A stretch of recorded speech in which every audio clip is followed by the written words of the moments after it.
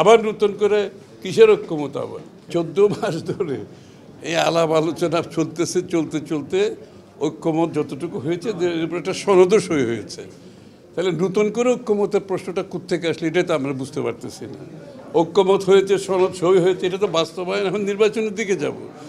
এখন আবার নতুন করে ঐক্যমত কি, এটা তো আমরা বোঝার মুশকিল আমাদের।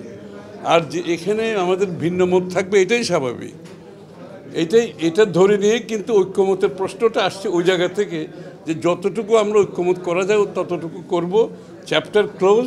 এরপরে যেগুলো ঐক্যমত হবে না, প্রত্যেকটি দল তাদের আগামী নির্বাচনে তাদের ম্যানিফেস্টোর মাধ্যমে জনগণের কাছে নিয়ে যাবে, জনগণের ম্যান্ডেট নিয়ে তারা তাদেরটা বাস্তবায়ন করবে। এটাই তো গণতন্ত্র। এর বাইরে তো কোনো গণতান্ত্রিক কর্মকাণ্ড আছে আমাদের অন্তত জানা নাই। এখানে বারবার ঐক্যমত 100% হবে না জীবনে। হইলে তো আমরা ভিন্ন ভিন্ন দলেই হইতাম না, তাদের বাকশাল হয়ে যেত। ওরা কি আবার বাকশালই চিন্তা করতেছে নাকি যারা এই সমস্ত কথা বলে? ঐক্যমত হয়েছে, সনদ সই হয়েছে, ওখানে চ্যাপ্টার ক্লোজ করে নির্বাচনের দিকে যাব। আবার নতুন করে কিসের ঐক্যমত আবার? এটা আমরা তো বারবার বলছি ঐক্যমত, আর এখানে তো বাস্তবায়ন, এই যে যারা যেটা বলছে, আমরা যেটা ঐক্যমত হয়েছে ওইটা নিয়ে তো আমি জনগণের কাছে যেতে হবে, তাই না?